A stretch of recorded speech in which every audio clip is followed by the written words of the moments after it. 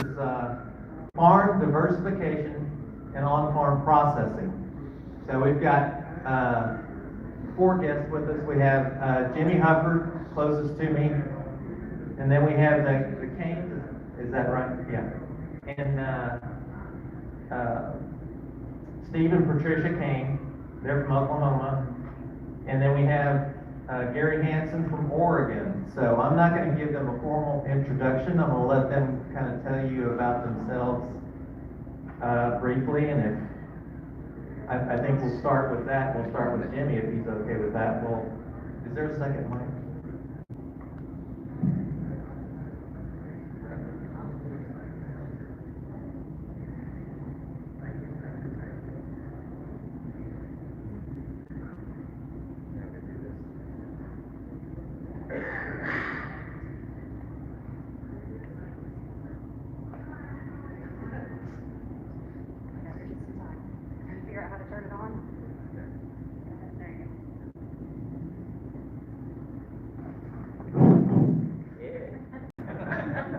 Well, good morning. Yeah, Jimmy Hufford. I'm from Southwest Virginia. That's the southern part of Virginia, not West Virginia in the south. And we've had jerseys at our farms since 1929, when my grandfather started milking cows. As far as the processing end, and we started bottling milk in 2010 under the label of Duchess.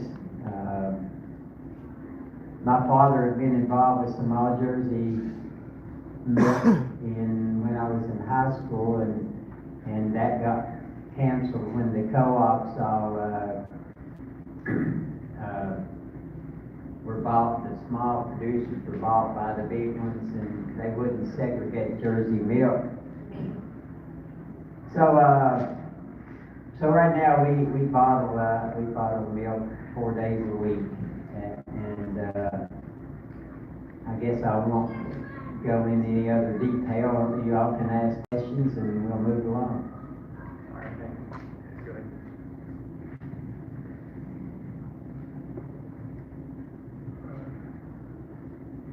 Like they introduced us, Steve and Patricia Kane, Northern Oklahoma. My family's had jerseys for 3 generations. My grandpa bought the first jersey in 1922. It's all he did for a living, it's all my dad did for a living. I tell people I've never had a job. Just moved back. We ventured into processing basically. Been married 30 years, and first time I brought Patricia home, I thought I'd never see her again. But she stayed. She always said people would drink milk and it tasted like what we drank. And that's the Jersey. And the more we get into processing, the more I know. So we've done that for 7 years. I guess if you have any questions, we'll get kind of the high spots after that. Thank you, Steve. Gary Hansen, Lady Lane Farm. I'm in Oregon, just south of Portland, not in Tillamook, just so we're clear on that. I love Tillamook. I started bottling in 2009. I think I sold my first bottle in spring of 2009. And what led up to it was a small producer milking 70, 80 cows. Kind of in a crossroads. What do you do? Try to make cheese. Do you go organic? For me, organic wasn't a good fit. I had a fellow dairyman that was at retirement age that had the equipment to put the milk in a bottle.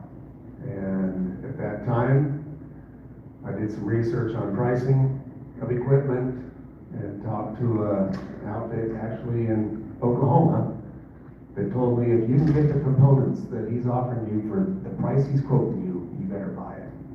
So we got it done, and it took me about, I suppose, 3 years to do all the changing of the facilities and the barn to get this equipment installed and then start selling milk. Very good. So, question for Jimmy. When was there a defining moment when you just decided that, yeah, this was the way to go, and can you elaborate on that? No, I think it was a weak moment, really. I was not looking for more work to do. However, there was a small plant in Rural Retreat, which is 4 miles from the farm, and it was this girl and her daughter built the plant and put the equipment in, and then the daughter got pregnant, you know, and then all of a sudden this was a lot of work, so she wanted to sell it.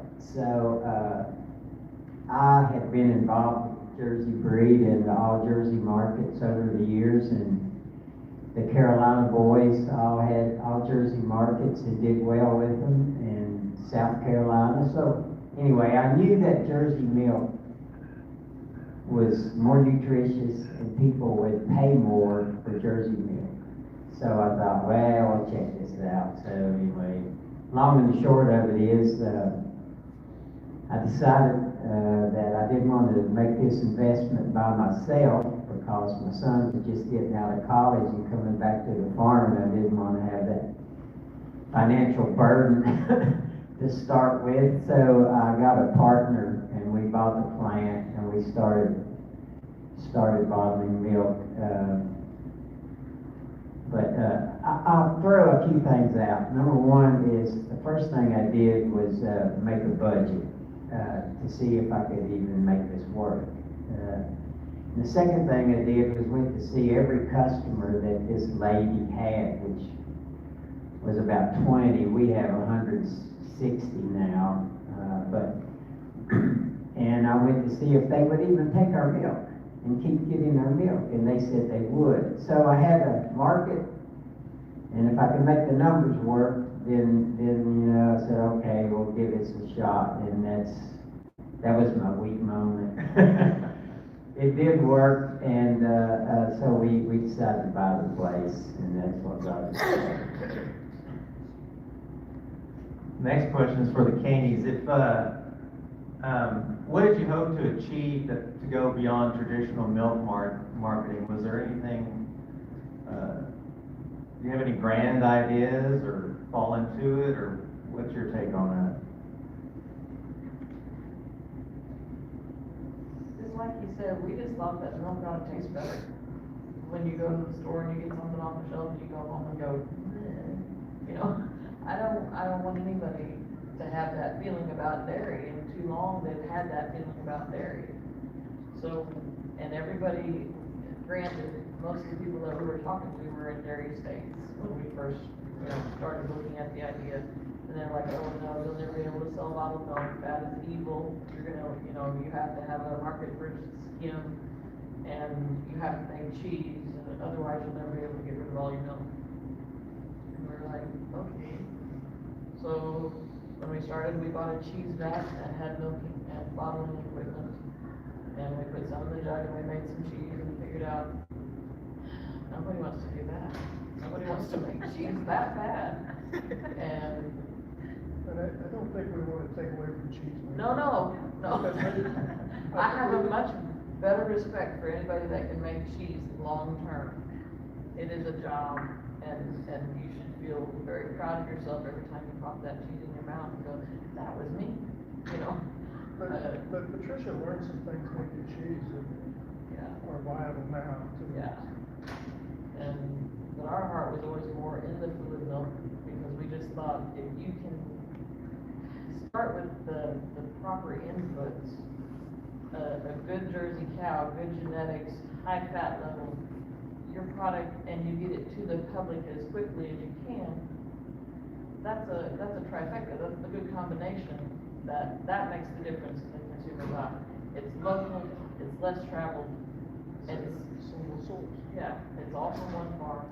Those are the things that sell. And then the taste, when they finally taste it, it really puts it over the top. I think the one thing that struck us the most was how people don't understand the components of milk. You know, if you told somebody new to standardize milk, what does that mean? You know, it's just, and we sell two products. We have a homogenizer, and so we sell a homogenized product, but we also sell a cream line. And to explain cream line to somebody, and they get done and they say it's like cream. No, it's just like. Or they use homogenization and pasteurization interchangeably. They think if you have a cream line product, it must be raw. That's not true. You know, and then I had a local kid tell me that he got fat drinking cream line milk. It's exactly the same. You know? Gary, I've got a question for you. It's not a hard one, is it? No, none of these are hard. Looking back, what surprised you the most about, when you started up bottling milk? Everything. Everything. Ignorance is. First of all, the individual that installed all my equipment, installed it and left. Didn't show me how to run it. And so I had to learn that on the fly. But, I think, looking back, probably the one thing that surprised me the most was what I did not know about retail. And the importance, because I distribute milk to stores. And the importance of their needs as customers. Now, the end customer is the consumer, but the retailer, you have to provide service also. And if there's a problem with the product, if there's untimely deliveries, you're gonna hear about it. And it's very important. So I guess that would probably be the thing that surprised me. Boy, learning how to use that equipment on the fly has gotta be tough. So I kind of have a follow-up comment to what Kami said to that. We sell milk also, but one of the weirdest questions that we get from customers, and we get it way too often, and that's, people don't know what pasteurized means. And we've had several customers that say, oh, your cows are out on pasture, so they're pasteurized. And they are serious as can be, but I just had to throw that in there because I'm sure all of you have similar stories. So, Jimmy, if you could go back and talk to yourself on that first day, what would you tell yourself about what your future's gonna be, bottling milk? I don't know, nobody's asked me that before. Here's your chance.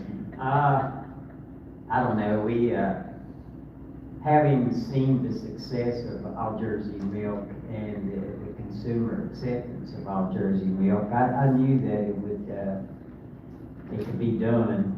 I guess the challenge is with educating the consumer and merchandising is so important, and I think that's something we all need to learn. With Jersey Milk in general, is that if we don't educate the public on the difference in milks and then have a way to get it to them, then we're missing on a whole lot. I think promotion and merchandising is so big. So if you're selling anything, whether it's Jersey Milk or whatever, and if you don't believe me, ask McDonald's and Pepsi. They sell stuff that I don't eat hardly, and they sell a lot of it, but they do a good job of merchandising their product. So for Steve and Patricia, you touched a little bit on the cheese thing and how that didn't quite go right. What do you think is your biggest success? Cream sets us apart.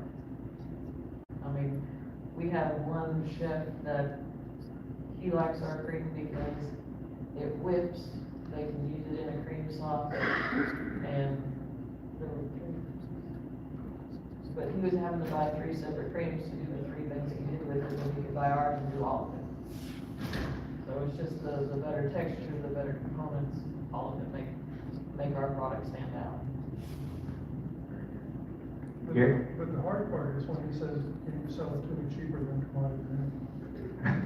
Patricia made a buttermilk specifically for this customer. He told her what he wanted, and with her experience with making cheese and to the culture company, it was like, you wanted it more tart, she knew how to do that. She had all that, the very first batch she made, she took it and said, that's what I want. And so, we made it in our cheese vat, but we couldn't get it approved in our cheese vat, so we swapped our cheese vat for a vessel to make buttermilk.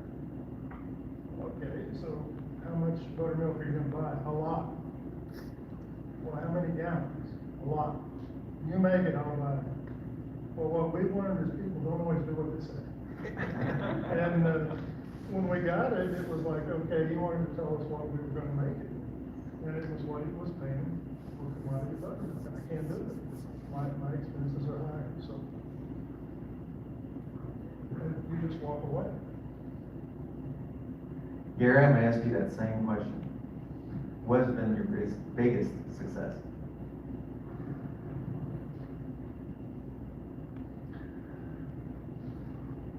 Well, that's a good question, because we've gone through so many different changes and added several products throughout the course of this process, but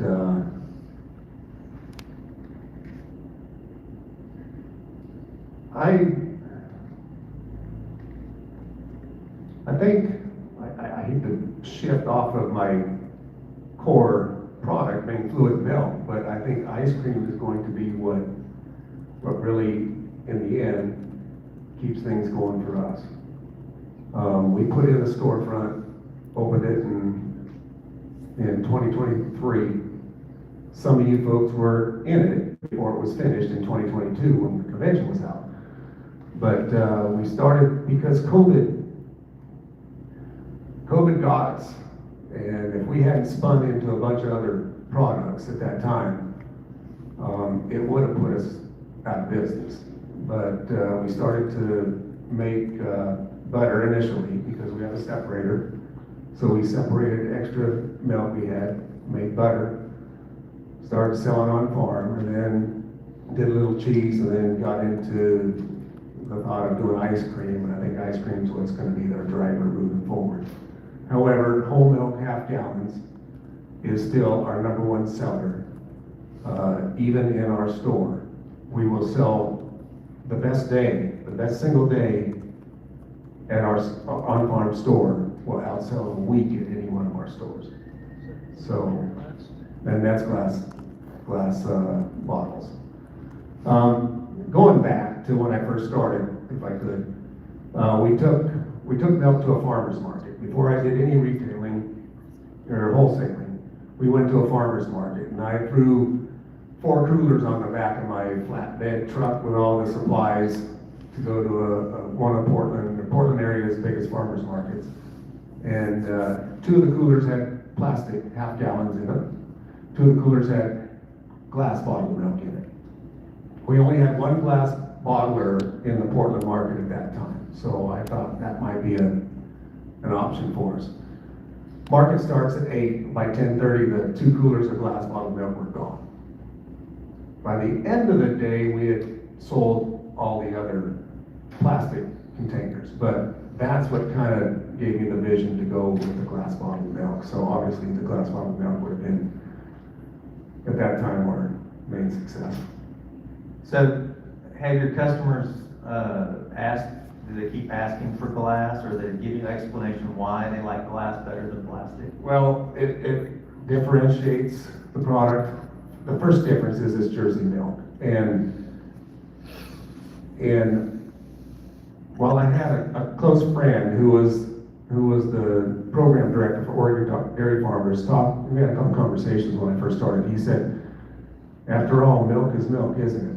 And I let him just hold on to that thought and said to myself, milk is not milk when it's Jersey milk. It's different. And the customers will tell you. That's very true. So, Jimmy, you've never used glass, have you? Do you have any thoughts of going down that path? No.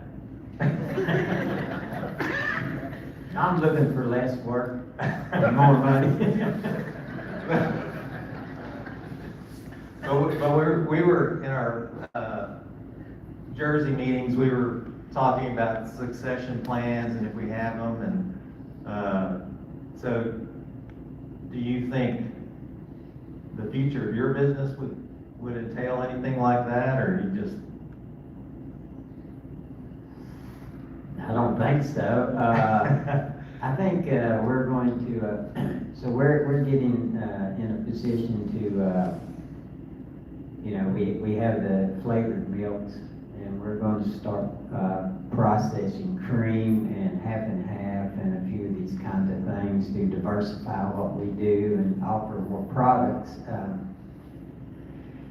But we're not thinking of ice cream, at least not right now. We'd rather sell the cream to Corey and let him make the ice cream. But we are going to make butter because people like Jersey butter, and as you all know, Jersey cream is just different than any other breed cream out there. It makes pretty, very tasty butter. And we sell a lot of coffee shops, and Jersey milk makes a better foamier latte, and they can tell the difference. So we supply a lot of coffee shops, and they'll buy 40, 50 gallons a week, and we don't have to just drop it off and leave. So they're good customers. So we're going to keep doing what we're doing until we figure out that didn't work, and then, we always explore options, but glass and ice cream right now are not too good.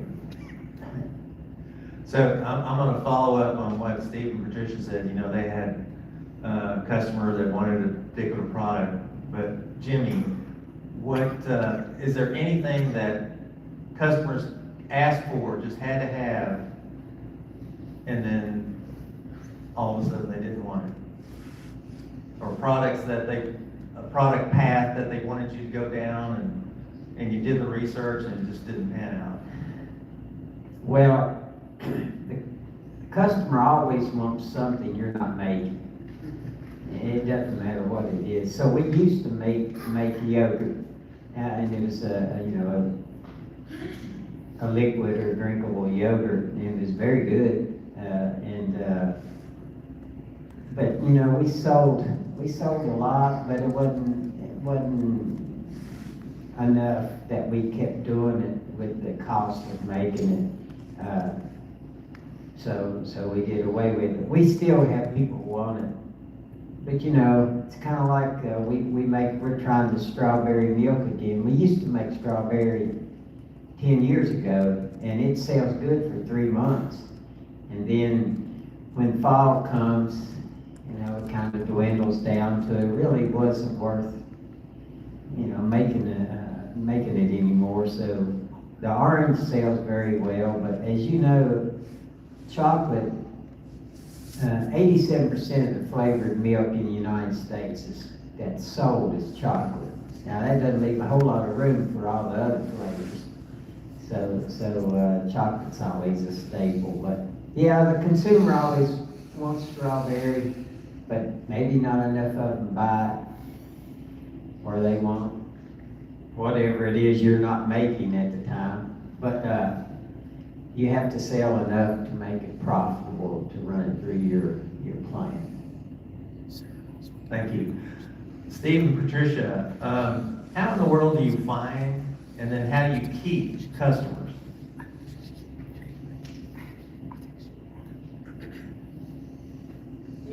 Generally,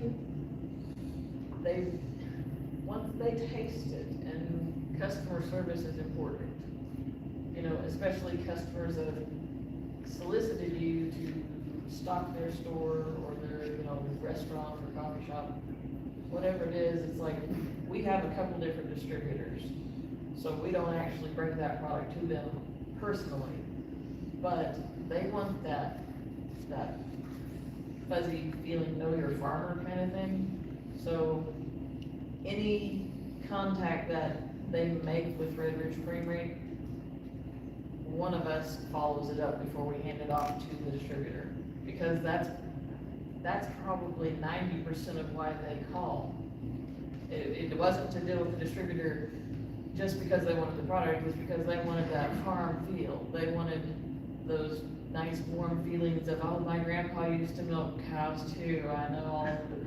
And so you give them that, you do your due diligence, you kind of find out a little bit about them before you make that phone call, you see what they're doing, and you play to what you think they're going to want. And so then you do that footwork first, you get their volumes, you go visit them maybe, you test some of their product, you bring some of your product with you for a sample, and let them see the difference. And we always try to do some kind of blind taste test. Either, if it's a coffee shop, we say, okay, you make a latte with your milk, and then you make one with ours, and then we're gonna do a taste test on just like maybe your customer that walks in or with your staff, and they pick ours. Or we'll pick up some competitors' milk on the way to the appointment, and then give them a blind taste test of the milk, and it is always hands down, that was nasty. And, Well, it's really pretty bold, yeah, because it's blind, but it's always, but I guess we've done it long enough now where, we picked up a coffee shop chain that some barista had worked for a company that we had serviced, and you're always gonna lose business, and it's not any fault of your own, but you always gotta be looking. But, if, I've marketed a lot of cows, I always say it's easier to sell when somebody wants to buy. It's the same thing with milk. If they call you, you get there, because it's what it takes. And, when people when you go to events and they recognize you, oh, you're Red Ridge, that helps. Do you feel like you've got a pretty strong loyalty amongst your customers? Do you have any way to track that even? the calls that we get, the interactions that we have, if somebody, we have one customer in particular that has a cash flow issue, so they only get product when they can get product. And when they don't have it in their store, I must get half a dozen calls saying, are you not taking milk to them anymore? No, that's not exactly what's happening here. But they're like, well, where else can I get it? I know we have a strong following, and, yeah.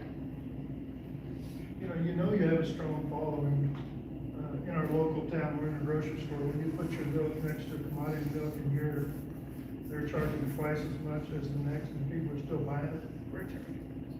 Yeah, that's a pretty good sign. Yeah. Gary, what about you and customer loyalty? Do you have any thoughts on that? No, I spoke about giving your customer, your wholesale or retailers, customer service, and one of the reasons is because the feedback I get from those store managers or those department heads, it's the same with all of them. And they'll tell me, your customers are very loyal and they're very vocal. So fortunately for us, we didn't have to do a lot of, when I started, I beat on doors and got in independent grocery stores. But my target was a chain, kind of a trending chain in Portland in that market. And about 10 months after I was selling milk, and I had a meeting with them, but I didn't know what direction I was going. I was unprepared. And about 10 months later, that buyer calls me and said, hey, Gary, let's talk. And so I went in, and not sure I should share this, but my co-op did not want me, they didn't balance me, basically. But I started selling anyway, and they didn't want me to do it. And when that customer called me back in and said, let's put your milk in 4 stores, the initial order of those 4 stores almost balanced me. And I was very fortunate for that. In fact, I can remember loading my van, my refrigerated van, and it was 3 crates high from the front of the van all the way to the back, just for those 4 stores. And shortly after that phone call, I got a call from one of my directors, and he told me, he says, Gary, I understand that you're bottling milk. And I said, well, guilty. And he says, well, how about you give us a call and tell us when we don't need to pick you up before we just stop picking you up. And so fortunately that timing was good, and I was able to go from there. Very good. Doesn't that make you feel good?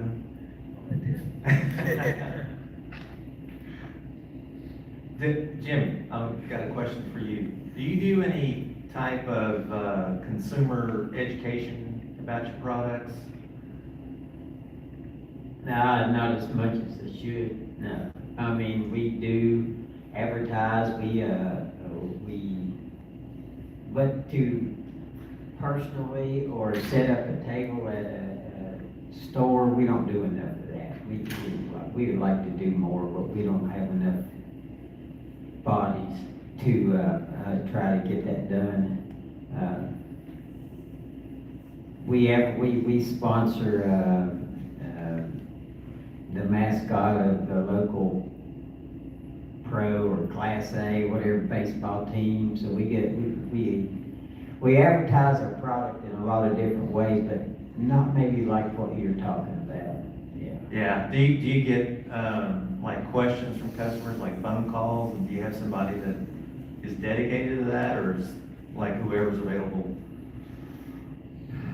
We have had in the past, but we try to have a presence on Facebook, and I'm always the guy they call if they have a question or a problem. I mean, we have, and I think these people have told you some stories, but we have families in Whitfield that'll buy great value milk and take it home and pour it in a Dutchess jug because their children won't drink anything but Dutchess.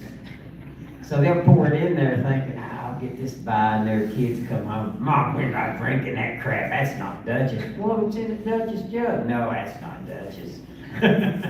So people can tell the difference in Jersey milk and how it tastes and the flavor, and so, yeah, you have a lot of customer loyalty, but I would like to take more time to do a hands-on, since we don't have a storefront, you know, we strictly, that's something we probably should do. Very good. Stephen, Patricia, do y'all do any kind of social media blast or anything that? I have not made a post on Facebook in 3 or 4 years, and that's the truth. You know, but we consistently, we did start it out, and we're pretty consistent with it, but I still weekly get, you know, a few dozen likes on the page. So it still keeps working, and we should work harder at that, but also, like you said, we don't have enough more bodies to make that happen. You know, after And they're in all. it sounds like you're moving so much milk, it's almost pointless, huh? I don't know that pointless is the word. We could do a better job of it.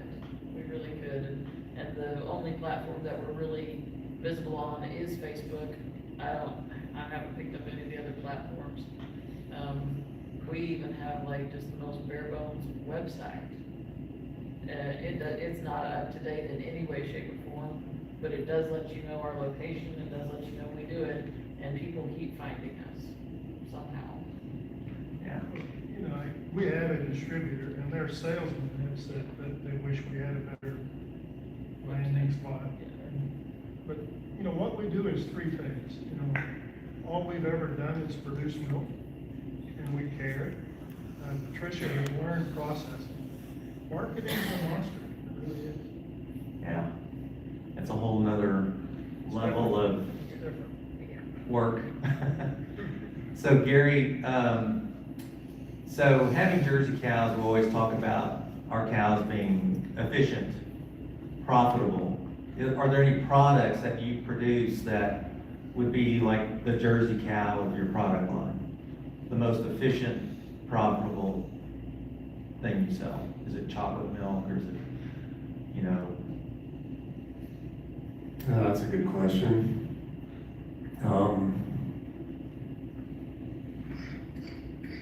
I don't know that there's, the most efficient is the one that takes the least amount of effort and energy to get in the bottle and get to the store. So, however, with that being said, I think it's also important for those of you that, if you're considering doing it, to make another product. When I got started, we had a very good chocolate milk in the Portland market, and Wilcox Dairy, which was out of just south of Seattle, had quit bottling milk, and so that product is gone. And so I made some phone calls and found out who I thought I was going to get the best chocolate formula from, and we started using that formula, and it was exceptional. And so not only does making a flavored milk use up more of your milk, it also gives you another product customers will identify you with. So the chocolate milk is probably the second one. Jimmy, same question. Do you have a product that is the most efficient, profitable product in your line? We like to think, well, we make the same amount on every product that we do, so, but 43% of the milk we sell is whole milk, whole white milk, and then, in different containers, but, people in the country like their whole milk, cornbread and beans. I mean, you know, that's where they are. But closer to the cities you get, the more 2% we sell.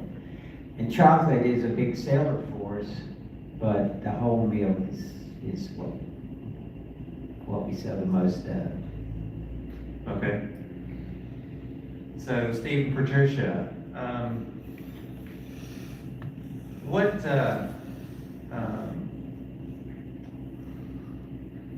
I think you touched on this earlier, but what do customers say about your product,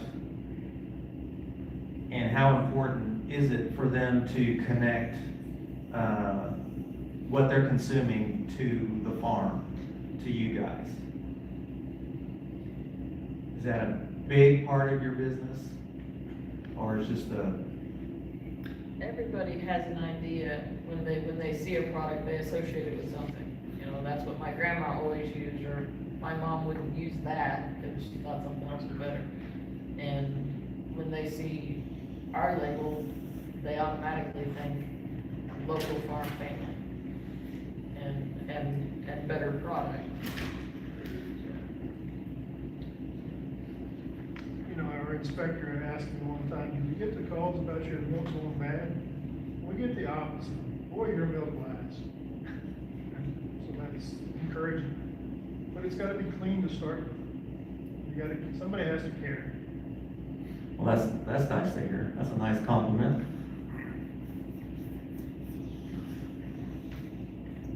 So, let's see. We're gonna start wrapping this up. So,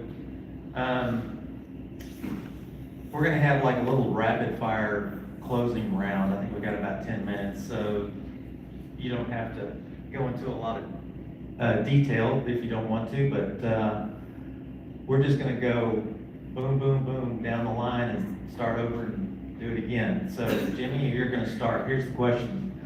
What's one thing you would do again? Probably the same thing. Straightforward. If I'm gonna do it, yeah, we've done okay with what we've done, so, yeah. Why not? Steve and Patricia, you can, This all works because Tricia might marry her again. oh, that's an excellent answer. That's a smart man. I would not have put in a separator. Okay. Okay, Jimmy. What's one thing you would never do again? And Gary, you already answered that.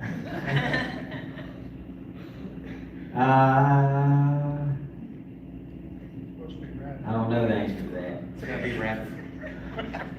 I don't have anything in that regard, but, No regrets, you just, right out the gate, you, well, if I had a chance, I would have built a larger building, but I didn't build a building. okay. So it's regrets. One thing you wouldn't do again. You know, in hindsight, we did cheese and ice cream and milk and flavored milks in the beginning. I wouldn't have gone through all of that again. I just cut out some things. Gary, do you have a second one? Well, let me go back to my reason why, is because then you've got to make all these other products for your customers. And it would have just simplified the product. Knowing now, if I'd have known then what I know now, I could have done it all with whole milk and chocolate milk, and maybe one or two other flavored milks. That makes sense. Okay, Jimmy, back to you. What's one opportunity in agriculture you're excited about? Well, it's nice to have my family at the farm, so I'm excited to see what the future is. But yeah, I think a local quality product, in this case milk, has a bright future. Jimmy's at a disadvantage, he's gotta go first every time. No, I mean, like you said, having family on the farm and, you know, Stephen's family's had the cows for over 100 years. And the genetics and the herd that they've built up is something we're very proud of. And he does a good job of dairying. And so when you start with good product and you take that product to the public after processing, those are all good things. Yeah. Can you repeat the question? Sure. Ralph? What's one opportunity in agriculture that you're excited about? I think for us in our location, taking advantage of agritourism with what we built and the direction we want to go. Okay. Jimmy, finish this sentence. So, the future of farm diversification is blank. You gotta fill in the blank.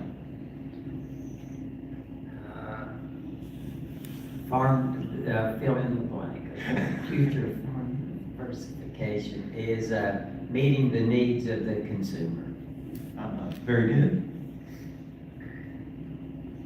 Steve's gonna get this one. Yeah, I don't know if we're diversified. All we do is dairy. Well, you're bottling milk though, compared to most. Yeah. I don't know how to answer it. Okay, Gary. It's the answer to the small producer. Okay. Yes, that's good.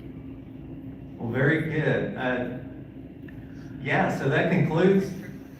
Oh, okay. I'm supposed to open the group up to for questions from the audience. So, uh-oh. I have a question. Jimmy, sorry, you don't apply. For those of you that have the storefront and market or do retail sales, what percentage goes through, and you live in very different population areas, what percentage do you sell out of the store versus through your retail partners? The wholesale accounts or my retail partners is still probably at least 60%.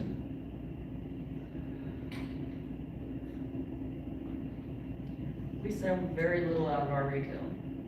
Because again, we don't market hard enough, and we don't do events in store, and we hardly have enough people to run the store.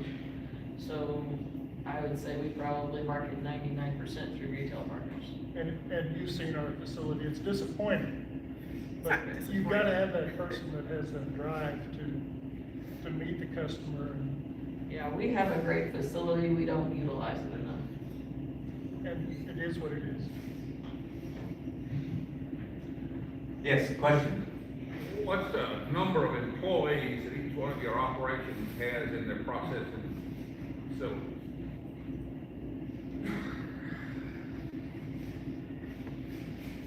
We have about 7 to 8. We have 4 full and 2 very part-time. Yeah, about the same. I think there's 3 full-time and 2 part-time, just on processing. Corey? This is for Steve and Tricia. You mentioned you do cream line and homogenized milk. What fat level are you doing those at, or are they different? They are standardized in 3.25, both of them. Okay. But you always beat that. Yeah, we always try to fudge on top of that, just so that you're, you know, It's we're- roughly yeah, 3.6. just so that, you know, when they go to do testing, that you are at least the bare minimum or above, and that your customer really tastes the difference on it. But you're standardizing both of those products. Yes. And I think we're just the opposite of Gary. I don't think we could survive without a separator. Yeah. And the homogenizer, which makes us kind of unique. But, and I think as Jersey breed, nobody drinks skim anymore. But we spend a lot of time in our retail as a family, not as much as we used to, but I'm sitting there one day and Patricia hands me this glass of milk and I drink it and I said, that's fine. It's good. It's skim. Jersey skim is it is probably more vastly different than any product that Jersey breed does. But I can't sell it to you. Tell me how, We can't please. do it. Yes. Those of you dealing with retailers, how far in advance did you reach out to those retailers? How far in advance did you have them restart processing? Did you have some accounts? I know you didn't have all your accounts maybe, but did you have your accounts?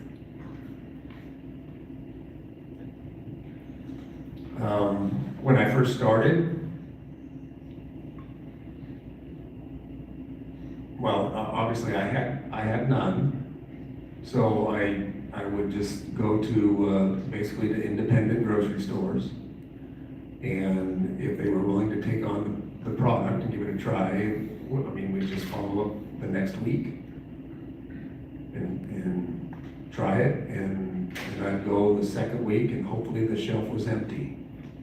So you kind of did almost blind. Yes. You try to solicit customers before you process it. And that is probably the most distasteful thing we did. I remember coming home, because for, probably 18 months before we actually put any milk in the bottle, we would go to a coffee shop, to a restaurant, to a grocery store, and say, would you be interested in? And these are the selling points, and they're all like, oh yeah, sure.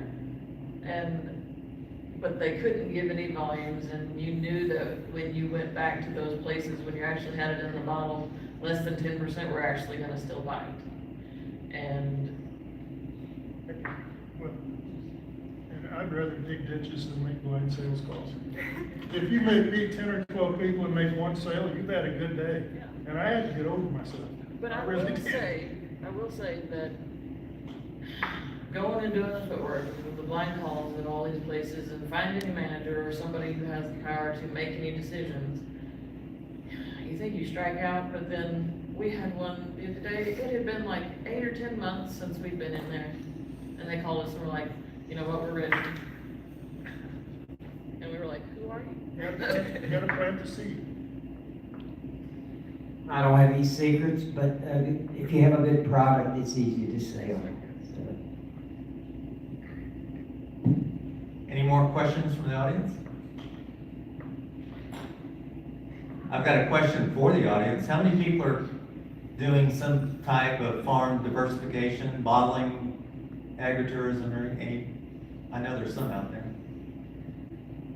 How many are thinking about it?